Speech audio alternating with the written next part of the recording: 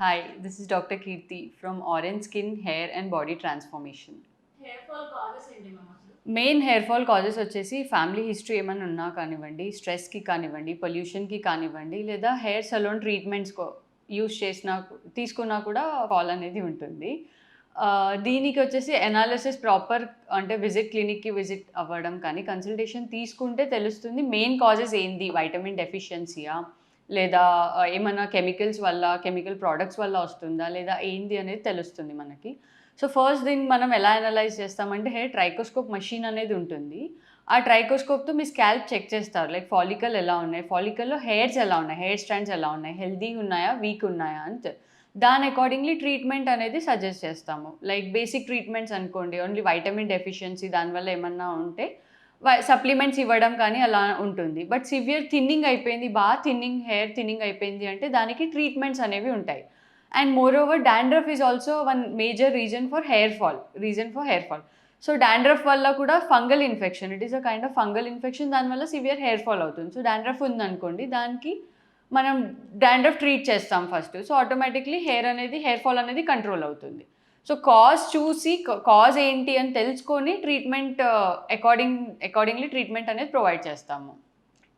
And ఇప్పుడు main example dandruff అనుకోండి, dandruff treatments ఉంటాయి. సో డాండ్రఫ్ ట్రీట్మెంట్స్ ఇస్తాము. లైక్ ఫాల్ ఎలా ఉంది, daily 50 to 100 strands, 40 to 50 strands is common. But more than 100 strands fall అవుతుంది అని అంటే అప్పుడు మీరు డాక్టర్ దగ్గరికి ఖచ్చితంగా విజిట్ అవ్వాలి. సో ఆ ట్రీట్మెంట్స్ అనేది ఎలా డిసైడ్ చేస్తారు అంటే హెయిర్ అనాలిసిస్ చేస్తారు. హెయిర్ అనాలిసిస్ చేశాకనే ట్రీట్మెంట్ అనేది డిసైడ్ అవుతుంది. సో హెయిర్ ఫాల్ ట్రీట్మెంట్స్ అనేది major treatment, first line of treatment supplements ఇచ్చి చూస్తాము. టాపికల్ స్ప్రేస్ కానీ ఏమన్నా ఉంటే, టాపికల్ షాంపూస్ కానీ ఏమన్నా ఉంటే ఇస్తాము. దాంతోపాటు ట్రీట్మెంట్ వచ్చేసి పిఆర్పి కానివ్వండి, జిఎఫ్సి కానివ్వండి, QR-678 అనేది ఉంటుంది.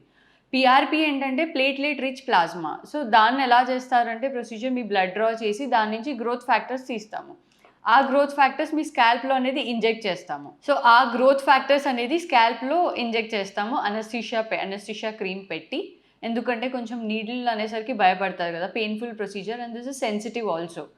సో దానికి ఫస్ట్ మనం గ్రోత్ ఫ్యాక్టర్స్ ఇంజెక్ట్ చేస్తాము ఆన్ టు ద హెయిర్ ఫాలికల్స్కి, so that we are providing growth factors to the follicles. So అది హెయిర్ ఫాలికల్ని స్ట్రెంగ్తెన్ చేస్తుంది. సో దానివల్ల మీకు గ్రోత్ అనేది తెలుస్తుంది. బట్ దానికి కూడా సెషన్స్ ఉంటాయి.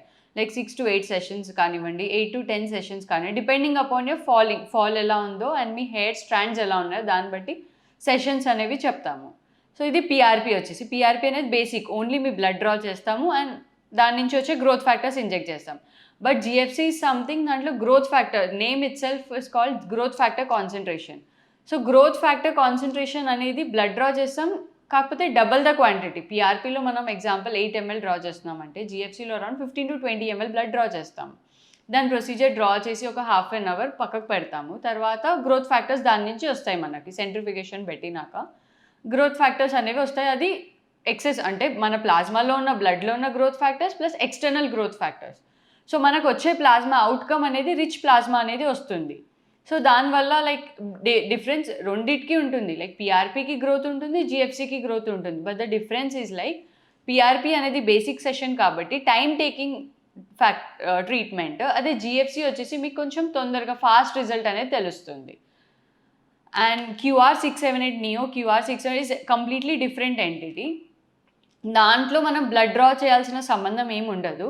ఓన్లీ అది ప్లాంట్ బేస్డ్ గ్రోత్ ఫ్యాక్టర్స్ ఉంటాయి. అది సెషన్ 5 to 8 సెషన్స్ అనేవి చేస్తాము. So only growth factors inject చేస్తాం. సో ఇప్పుడు పిఆర్పి జిఎఫ్సిలో మనం బ్లడ్ డ్రా చేస్తున్నాం కదా, సో అది బ్లడ్తో సంబంధం ఉండదు. Only plant based growth factors inject చేస్తాము. అండ్ దానికి అది ఇంకా most advance procedure, because only అంటే కావాల్సిన గ్రోత్ ఫ్యాక్టర్స్ ఉంటాయి. సో దాంట్లో గ్రోత్ అనేది, వాల్యూమ్ అనేది మీకు బాగా తెలుస్తుంది. So these are the various treatment for hair fall. But clinically treatments అనేవి మనం ఎవరికి ఏది పడితే అది ఇచ్చేయలేము. క్లినికలీ చూసి ఎవాల్యుయేట్ చేసి ఎలా ఉన్నాయో ట్రీట్మెంట్తో పాటు టాపికల్ స్ప్రేస్ కానివ్వండి, షాంపూస్ కానివ్వండి ఏమన్నా ఇస్తే అది యూస్ఫుల్ ఉంటుంది.